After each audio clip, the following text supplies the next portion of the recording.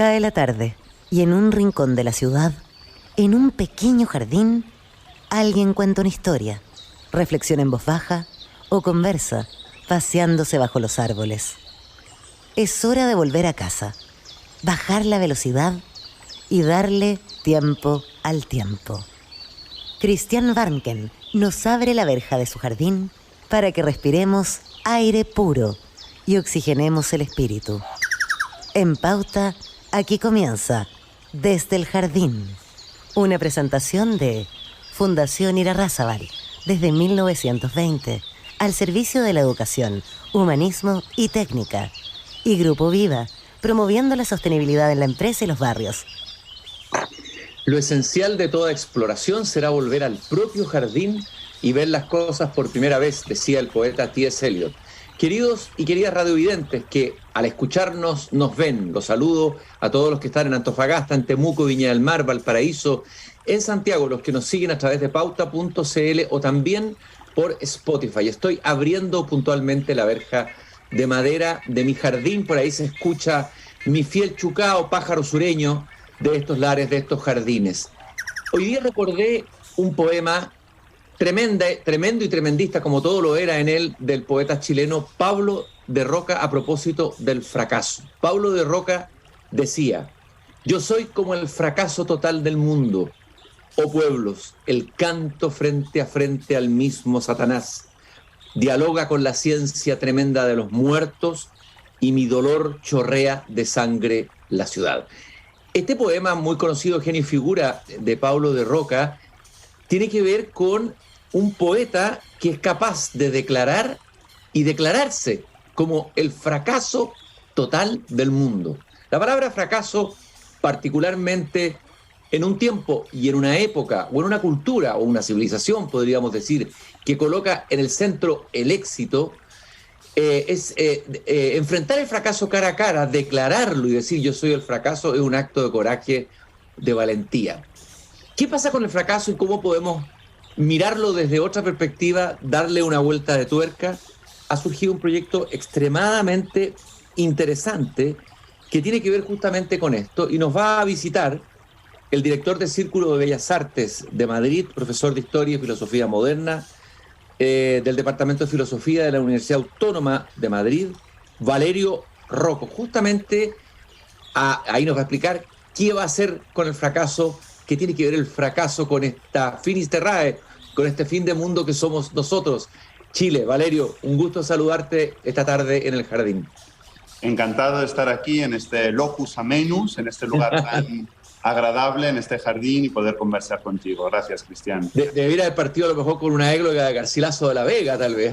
Bueno, de Virgilio, que de todo viene de ahí al final. Finalmente todo viene de Virgilio. De hecho, tengo un panel de abejas ahí. Sé que a Virgilio le gustaban mucho las abejas y hacía apicultura en su tiempo. Valerio, cuéntame un poco este proyecto, tu venida a Chile, esta investigación desde distintas disciplinas, entiendo, antropología, sociología, filosofía. He estado mirando la página, muy interesante, sobre los discursos sobre el fracaso, sobre la palabra fracaso y otras palabras. Hay incluso un glosario del fracaso con palabras asociadas como caída, declive, error, ocaso. Cuéntanos un poco el proyecto en forma general, Valerio.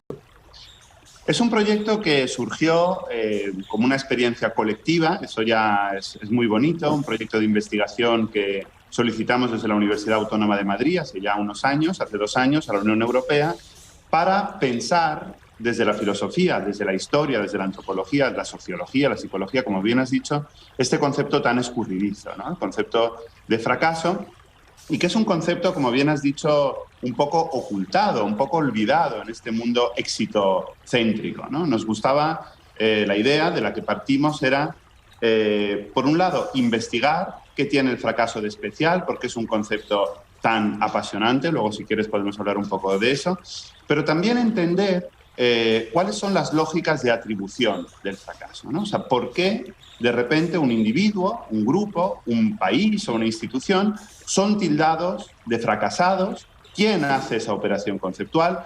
¿Con qué motivos? Normalmente siempre unos motivos políticos, unos motivos de sumisión. Y en ese sentido, para comprender cómo es posible revertir esas atribuciones de fracaso. Nosotros sostenemos, y creemos que también esta es la razón por la que la Unión Europea ha financiado muy generosamente este proyecto de filosofía al final, ¿no? Y de historia. La razón por la que lo ha financiado es porque hay detrás un compromiso o un intento social, o si queremos también político. Nosotros creemos que no es posible revertir del todo una situación de fracaso individual, grupal o institucional si no se comprenden las lógicas, el aspecto conceptual que está detrás de esas lógicas de atribución. Es decir, si una persona es considerada fracasada porque es pobre o porque es marginada, no basta con darle mucho dinero o cambiarla a otro lugar de la ciudad para que su situación de fracaso termine. Hace falta también una serie de operaciones de carácter más profundo, más, si queremos, conceptual, que tiene asociado unas prácticas sociológicas, para que ese fracaso pueda de alguna manera revertirse, ¿no? Y bueno, y también otra de las razones por las que este gran proyecto, que tiene 13 instituciones participantes en todo el mundo, una de ellas la Pontificia Universidad Católica de Chile, razón por la que estaré visitando en Chile en unos días. La razón por la que este proyecto, como digo, con 100 investigadores, 13 instituciones participantes, está teniendo también bastante interés por parte de los medios y del ámbito no exclusivamente académico o filosófico, es porque también estamos convencidos de que nos encontramos en una situación paradójica o ambivalente con respecto al fracaso, ¿no? En una sociedad que por un lado oculta el fracaso, como hemos dicho, lo desprecia, nos hace avergonzarnos de nuestros fracasos, pero por otro lado en otros ámbitos muchas veces lo exhibe impúdicamente, superficialmente, como si fuera el único camino hacia el éxito, ¿no? Hay toda una jerga del coaching, de un cierto ámbito empresarial, según el cual si no has fracasado no podrás realmente tener éxito. Las típicas frases de autoayuda de algunas veces se gana y otras se aprende, ¿no? Pues no, muchas veces se pierde y se pierde rotundamente, y hay fracasos terribles, durísimos, sobre los que es necesario reflexionar en profundidad, escapando, como digo, también de esta tendencia superficial de un cierto coaching. Entonces, en esa ambivalencia entre la ocultación del fracaso y su exhibición impúdica, nuestro proyecto aspira a, nosotros nos gusta mucho la frase de Beckett, ¿no?, a fracasar mejor, o de algún modo a aprender a fracasar mejor y a enfrentar desde la filosofía y las humanidades pues una manera más sana de fracasar. ¿Y cuál, algunos vislumbres, no digo que le dé la respuesta completa, cuál sería una posible forma de fracasar mejor desde la mirada filosófica? Pues es una muy buena pregunta esta que haces y es el centro de nuestro proyecto, ¿no? Nuestro proyecto de momento está analizando el fracaso desde diferentes perspectivas, los fracasos individuales, los fracasos colectivos, los fracasos institucionales. Es importante también separar, ¿no? No es lo mismo una persona que fracasa en el ámbito escolar, por ejemplo, que se llama el fracaso escolar, que un Estado fallido, ¿no?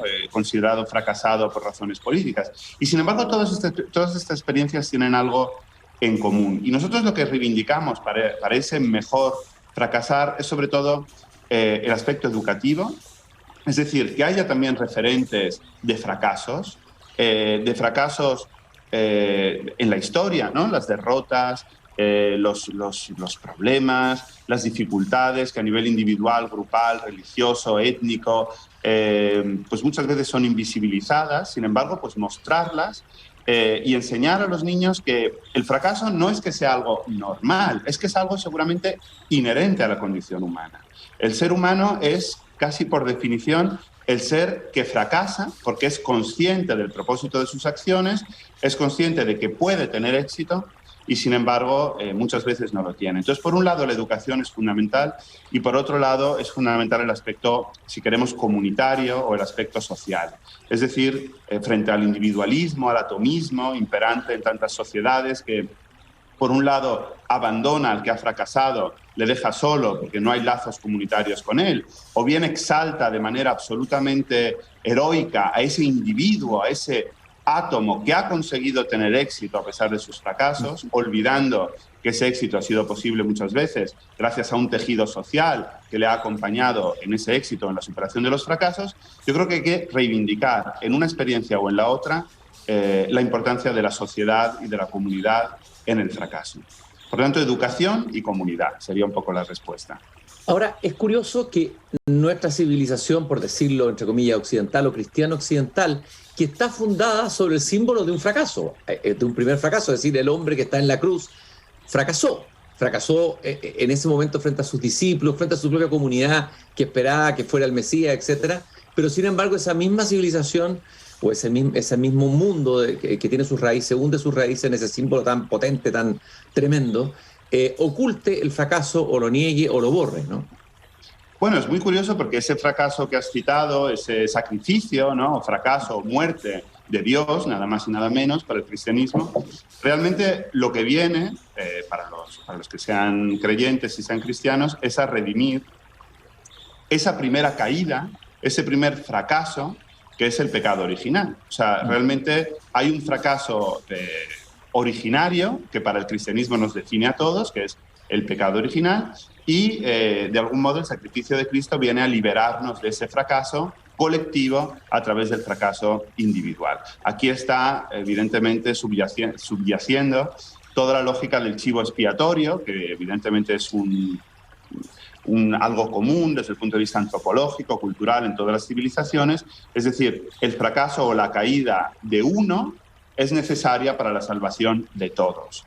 La novedad del cristianismo, como bien dices, está en hacer de ese hecho el centro de su fe y el centro de su doctrina, ¿no? Y en ese sentido, yo creo que es en ese glosario del fracaso que has citado, este proyecto del Círculo de Bellas Artes, del que ha salido también un libro, que ha sido editado por nosotros, donde se recogen estas 20 voces, estos 20 sinónimos de la palabra fracaso, muchos de ellos, como desde luego no solo caídas, sino también, por ejemplo, tropiezo, tienen, que es escándalon, ¿no? En griego escándalon, pues son palabras de un hondo contenido teológico y religioso muy asociados al núcleo del cristianismo, y por eso nosotros también queremos explorar el fracaso desde esa riquísima vertiente cultural y filosófica que nos brinda la religión cristiana. Filosofía y fracaso. A ver, ¿qué filósofo o qué pensador interesante ha pensado el fracaso? ¿Quiénes han pensado el fracaso? Pues es una pregunta buenísima, porque nosotros una de las cosas que sostenemos en el proyecto es que la filosofía del fracaso, si queremos, ha fracasado, ¿no? O que hay una línea, una corriente un poco sumergida, si queremos, en la historia de la filosofía, de pensadores que van pues, desde los estoicos, ¿no? Desde Marco Aurelio, Séneca, incluso Lucano, al que yo considero un filósofo, además de un gran poeta, como tantos otros, pasando por otra modernidad, ¿no? La modernidad, pues, por ejemplo, de Pascal, que es un autor que ha reflexionado muchísimo sobre el fracaso, o la del propio Hölderlin, que citábamos antes, que además de ser un poeta es un gran filósofo, pero son todos autores que han quedado como en un segundo plano en la historia de la filosofía. Me refiero a los que han tematizado al fracaso como algo central en su producción, ¿no? Otros como Leopardi, poeta, filósofo. En general son siempre también filósofos, curiosamente, que buscan otras maneras alternativas, cercanas a la poesía, para tematizar ese fracaso. Ahora bien, dicho esto, hay roles muy importantes del fracaso en pensadores centrales de la historia de la filosofía con mayúscula. La dialéctica de Hegel, por ejemplo, no es, y en cierto modo también la de Marx, no es sino una continua caída en la negatividad. Es la continua frustración de una tesis que se creía segura, se creía conseguida, redonda, bien acabada, y que sin embargo debe experimentar el fracaso del tránsito por la negatividad, por su negación. No por nada, la figura filosófica por excelencia de la fenomenología del espíritu es la conciencia desgraciada, la conciencia infeliz, la conciencia que se da cuenta de que está infinitamente alejada de todo lo que vale y, por lo tanto, de algún modo se siente fracasada. O, por citar simplemente otro ejemplo de los muchos que podría hacer, pensemos en Heidegger y su famosa teoría del olvido del ser, ¿no? Para él, ¿qué es toda la historia de la filosofía y de la civilización después de Grecia? Pues es la historia de un absoluto fracaso debido a este olvido del ser y de las grandes preguntas fundamentales de la metafísica. Es decir, que también es posible una relectura de la historia de la filosofía en clave del fracaso que nunca se ha hecho y que nosotros creemos que es extremadamente fructífera. Me imagino que en el mundo griego, en el mundo griego hay un pensamiento trágico, una filosofía trágica. Pienso también en Albert Camus, que también es un filósofo, por decir así, con una concepción que se acerca a este mundo griego, que es trágico, que están las grandes tragedias, etc. O sea, ahí hay, yo creo, más reflexión, ¿no? Me imagino que debe haber una fuente de reflexión sobre el fracaso humano, ¿no? Sí y no, en el sentido de que nosotros pensamos, esto es una de las hipótesis del proyecto, que como tal el concepto de fracaso surge en la modernidad. Ha habido, como digo, algunos ejemplos en el mundo antiguo, en el mundo romano, en parte en el mundo griego, pero es un concepto eminentemente moderno. ¿Por qué? Porque es un concepto que es incompatible con la idea de destino o de providencia. Es decir, solo puede fracasar, en el fondo, aquella acción del ser humano que es radicalmente libre y en la que hay una competencia individual, una posibilidad individual de acertar. Yo solo puedo fracasar en aquellas acciones donde yo tengo todas las posibilidades por mí mismo de alcanzar el éxito, pero no lo consigo. ¿Qué ocurre con el marco, si queremos, ontológico y moral de la Edad Media y de la Antigüedad? Pues que el destino o la providencia tienen en sus manos gran parte de lo que ocurre, ¿no? Y de algún modo los héroes griegos de la tragedia, por ejemplo, se ven conducidos casi por una fuerza ajena a ellos, superior, hacia una inevitable derrota. Eso no es exactamente la misma experiencia del fracaso que tenemos en el mundo moderno, donde de algún modo nos sentimos responsables y dueños de nuestras acciones. En ese sentido, por lo tanto, creemos que el marco conceptual cambia un poco desde la antigüedad hasta el mundo moderno y contemporáneo. Ahora, donde hay que buscar, me imagino, más reflexión sobre el fracaso, es en la literatura, en las artes, en el teatro contemporáneo, en la poesía. Imagino que ahí hay, tú citaste a varios, Leopardi, otros mismos que Hölderlin. A ver, de ese manantial de escritores y poetas, sobre todo que vienen desde la modernidad en adelante, es del romanticismo, ¿no? ¿Cuáles te parecen interesantes algunas obras o incluso algunos arquetipos que puedan haber del fracaso en alguna obra determinada? Bueno, hay una amplitud simbólica, artística, literaria enorme, ¿no?, de las diferentes formas de fracaso y realmente pues, nos llevaría muchos paseos por tu jardín, Cristian, analizarlas todas. Yo, por ejemplo, particularmente me he ocupado mucho de una imagen muy moderna y muy simbólica, que es la del naufragio, ¿no? El naufragio ha sido un tema importantísimo desde el punto de vista filosófico, pero también desde el punto de vista pictórico, poético y literario. Es muy interesante ver cómo en los diferentes idiomas, en las diferentes épocas, en las diferentes tradiciones, se ha reflexionado mucho sobre la metafórica del naufragio, cómo hay diferentes tipos de naufragio, algunos bruscos, algunos paulatinos, algunos muy violentos que se viven desde cerca. Pensemos, yo que sé, en la balsa de la Medusa, de Jericó. Pensemos, en cambio, en esos naufragios contemplados desde lejos, desde la seguridad, de algún modo, de la propia atalaya, ¿no?, a los que se refería Kant. Un libro fantástico para ello es Naufragio con espectador, de Hans Blumenberg, que recupera todas estas simbologías del naufragio. Y esa es una, ¿no? Y otra, por ejemplo, también muy interesante y que está también conectada con el propio marco de tu programa, es la cuestión de la entrada o la salida del bosque, ¿no? Desde Dante y la Divina Comedia, y ese estar perdido en la selva oscura, de perderse en la selva, abandonar el jardín, ¿no? El jardín es el jardín, pues, de la salvación, el que luego se volverá a encontrar en el paraíso terrenal, para adentrarse en el bosque. Esa entrada en el bosque como símbolo del error y del fracaso permanece en toda la historia de la literatura, de la filosofía y de las artes, hasta el punto de que alguno ha dicho, o hemos dicho, que de algún modo la historia de la modernidad ha sido un continuo intento por intentar salir del bosque, del error, del fracaso y del pecado, y que solo algunos pensadores heterodoxos, como por ejemplo Heidegger, han llevado la contraria a esa teoría y han pensado justamente lo contrario, y es que la verdad y la salvación se encuentran en lo más profundo del bosque, y que por lo tanto lo que hay que hacer no es salir de él, sino perderse. Y cuanto más se pierda uno en el bosque, más encontrará la salvación. Pero con esa excepción, todos han asociado la metáfora de la pérdida del bosque, igual que la del naufragio, con una de las fuerzas más importantes para entender el fracaso y el error.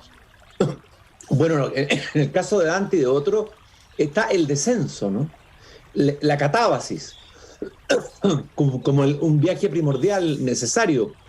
El Dante tiene que descender también al infierno, Ulises tiene que bajar al país de los muertos, etcétera, etcétera, etcétera. Gilgamesh en el mundo mesopotámico.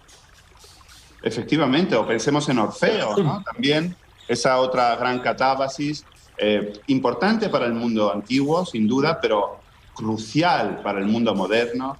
Hemos estudiado bastante en el proyecto todas las contaminaciones e hibridaciones entre cristianismo y orfismo, porque pensamos que en esa alianza entre lo cristiano y lo órfico, entre la gran figura de Cristo, a la que ya nos hemos referido antes, y la gran figura de Orfeo, se explican muchos de los relatos sobre el fracaso que se encuentran, pues, desde la Edad Media hasta los poemas de Rilke, ¿no? Hasta los sonetos a Orfeo, que también son algunas de las manifestaciones más maravillosas desde el punto de vista poético del fracaso. Cuando tú vienes a Chile a desarrollar una parte de este proyecto, ¿qué es lo que vas a hacer en Chile en especial? Bueno, voy a dar una serie de conferencias, una en el Instituto de Historia de la Pontificia Universidad Católica de Chile, otra en la USACH, en Santiago, en la Universidad de Santiago de Chile. Y en concreto, el tema que voy a tratar, o que voy a profundizar, o voy a investigar, pues es el tema del aburrimiento, que es el tema en el que yo me estoy ahora mismo concentrando dentro del proyecto. Muy heideggeriano también esto, ¿no? Muy de Heidegger, ¿no? También es un tema muy heideggeriano y muy kierkegaardiano. También se encuentra evidentemente en Leopardi y en Hölderlin, en tantos, ¿no? De esa corriente subterránea de la que hemos hablado antes. Un poco en la línea general del proyecto, yo sostengo que en una sociedad como la nuestra, que condena el aburrimiento como un fracaso individual y social, yo reivindico en cierto modo la importancia del aburrimiento, ¿no? Igual que es importante saber fracasar mejor, es importante saber aburrirse bien, o de algún modo recuperar esa experiencia que nos niegan los aparatos electrónicos, nos niega el ritmo frenético de nuestras vidas, de saber aburrirnos, de poder tener así una capacidad de introspección, de meditación, de planificación, incluso a medio o largo plazo. Y entonces, pues lo que voy a desarrollar de diferentes maneras es un poco esta idea, ¿no? De por qué aburrirse e incluso, de algún modo, en los colegios, a veces también enseñar en el aburrimiento y enseñar a aburrirse es tan importante y casi revolucionario. Y bueno, los que quieran venir a escucharme alguna de estas charlas verán que yo creo que casi uno de los gestos políticamente más revolucionarios que podemos hacer hoy es atrevernos a aburrirnos. Es dificilísimo y, sin embargo, creo que muy necesario. Bueno, sería un acto de resistencia en la sociedad del entretenimiento, ¿no? Porque nuestra sociedad está fundada prácticamente todo el entertainment. Dentro de esa sociedad vivimos. Esto sería un acto de resistencia, ¿no? Absolutamente, un acto de resistencia contra esa economía de la atención que está comprando, vendiendo, mercadeando con nuestra atención a todas horas, volver a ser dueño de nuestra atención y desplazar nuestro foco, nuestro interés, desde las cosas externas, desde ese mundo del consumo y del entretenimiento a la interioridad, no es un gesto solipsista, filosófico, meramente estético, sino que yo creo de verdad que tiene un valor, como bien decías, de resistencia política que debemos emprender. Bueno, es Heidegger el que dice, no recuerdo dónde, me parece que en Ser y Tiempo en algún capítulo, que hay que cerrar todas las puertas por donde el hombre pueda escapar, de encontrarse consigo mismo solo en esa pieza, como decía Pascal. Ahí veremos qué es el hombre cuando lo dejamos solo, sin entretenimiento, ¿no? Y esa es una tradición que viene de San Agustín, viene de San Ignacio de Loyola, que está en Spinoza, está en Pascal, en pensadores interesantísimos. Y sí, yo creo que el aburrimiento es muy importante. El problema que tenemos en castellano, Cristian, es que es una palabra muy fea, ¿no? Porque aburrimiento viene de aborrere, en latín, que es aborrecer, ¿no? Es el horror, está conectada con el horror. Entonces, es muy difícil en castellano defender el aburrimiento por esa etimología. Pero en alemán, Langeweile es realmente la larga espera o el largo mientras que hay entre una cosa y otra, y es mucho más poético, más defendible, al igual que otras palabras como ennui o noia en otros idiomas, ¿no? Así que en español es especialmente complicado hacer esta operación, pero yo creo que también especialmente necesario. L'ennui, le spleen, del que hablaba Baudelaire, ¿no? Ahora, y ahí está la idea también de Heidegger, de que el aburrimiento puede ser la antesala a la angustia, y la angustia es la que nos hace tocar los bordes del ser. Finalmente, si tú anestesias o eliminas el aburrimiento, impides el paso a la angustia. La angustia como algo no negativo, algo que puede ser positivo en el sentido ontológico que tú estás diciendo. Sí, es una experiencia esencial, determinante para Heidegger, una experiencia metafísica, de hondo contenido metafísico. Y como yo sostengo que nuestro sistema de entretenimiento, especialmente las nuevas tecnologías, las redes sociales, todo lo que contiene el móvil, está específicamente diseñado para evitar que tengamos ese tipo de sentimientos que vayan más allá de lo superficial y de lo destinado al consumo. De las palabras que están en el glosario, me pareció muy interesante el glosario que ustedes pueden buscar en la página del Círculo de Bellas Artes de Madrid. Creo que ahí está la página. Hay varias palabras, lo decíamos al comienzo: caída, declive, derrota, desastre, error, ocaso. Palabras que, bueno, como lo hacía Heidegger, no son palabras que hay que tomar y aquilatar y profundizar en ellas. Nosotros, hay varias capas de esas palabras. De esas palabras, ¿cuál de todas te parece a ti la más interesante? La que bueno, me imagino que distintas personas de distintas disciplinas se han hecho cargo de cada una de ellas. ¿Cuál es la que te parece más interesante en este glosario del fracaso?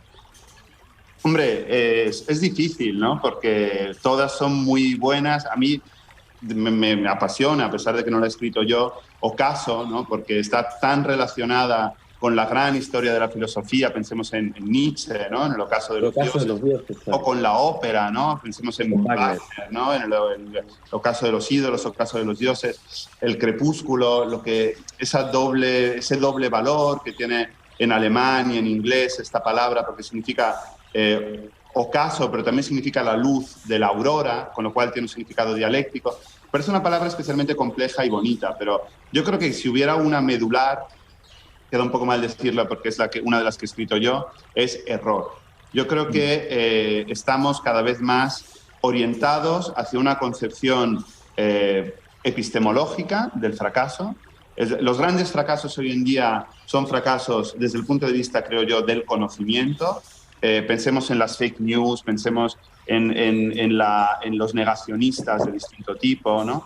Pensemos en todo este tipo de grandes fracasos epistémicos, y son cada vez fracasos menos morales, ¿no? Yo creo que, por ejemplo, relacionado con la pandemia actual, ¿no? En el proyecto estamos desarrollando también una tesis según la cual ¿por qué la pandemia ha sido una experiencia tan drástica y tan conmocionante para la humanidad? Pues porque realmente hemos cometido un gran error, ¿no? O un gran fracaso. Y el fracaso previo a la pandemia era el de haber olvidado que podíamos fracasar. En una especie de optimismo tecnológico con el que nos creíamos invencibles, hemos olvidado nuestra constitutiva falibilidad. Nuestro mayor error ha sido el de creernos infalibles. Nuestra mayor fragilidad ha sido la de olvidar que somos frágiles. Y la pandemia, con su brutalidad, nos lo ha recordado, y por eso también ha puesto, creo yo, el fracaso, si queremos, tristemente, en cierta medida, lo ha puesto de moda, porque nos ha recordado que podemos fracasar y que no somos mucho más que eso, que fracaso. Valerio, ¿y el mundo oriental y el fracaso? ¿O el pensamiento oriental y el fracaso? Esa es una muy buena pregunta, porque es verdad que las 13 instituciones que conforman el proyecto son instituciones europeas, norteamericanas, centroamericanas y sudamericanas. Y bueno, pues no contamos de momento con colegas de universidades orientales, ni tampoco hay en el proyecto expertos en esa vertiente, aunque evidentemente la intentamos tocar, y en muchas de las etimologías, por ejemplo, del glosario del fracaso, hay también referencias a esa parte oriental, ¿no? Realmente lo que sí hemos estudiado bastante es la aproximación contemporánea de determinadas sociedades orientales hacia el fracaso. Por ejemplo, la japonesa.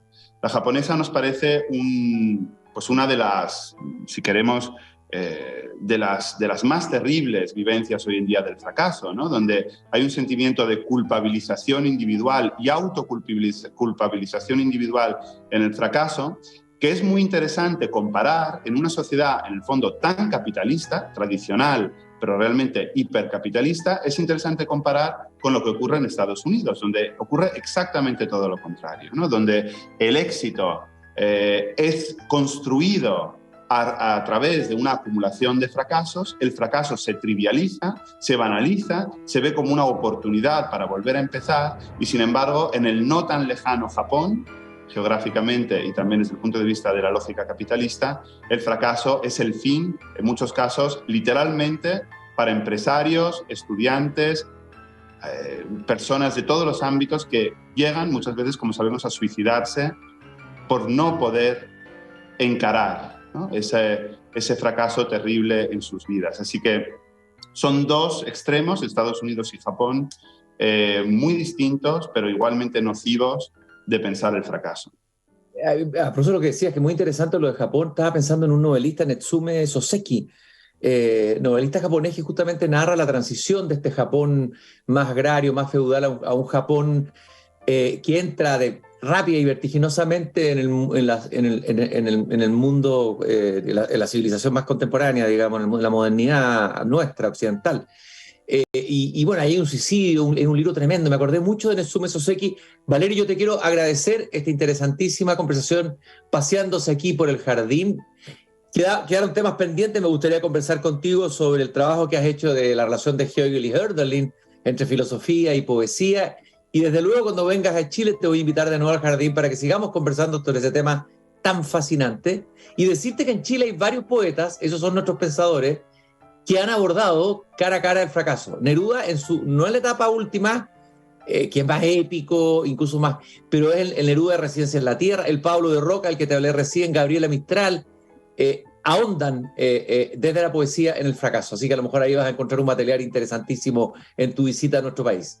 Sin duda, y estoy deseando ir para allá y desde luego estar contigo de nuevo en tu jardín, Cristian. Muchas gracias. Muchas gracias, Valerio. Y a quienes quieran buscar más información, ¿dónde la pueden buscar sobre esta investigación multidisciplinaria? Lo pueden buscar en la página web del proyecto europeo. El nombre es en inglés, aunque todo el contenido está en castellano. Es failure.es, failure como fracaso.es, y también en la página web del Círculo de Bellas Artes, donde está el glosario del fracaso y otros materiales relacionados. Muchas gracias, Valerio, y saludo también a quienes nos escuchan.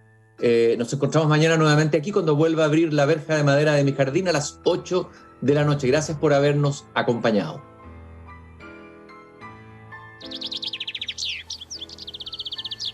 Es hora de cerrar la verja de madera del jardín. Pero Christian Warnken la volverá a abrir todos los días de lunes a viernes a las 20 horas en Radio Pauta, cuando comience de nuevo Desde el Jardín. Una presentación de Fundación Irarrázaval, desde 1920, al servicio de la educación, humanismo y técnica. Y Grupo Viva, promoviendo la sostenibilidad en la empresa y los barrios.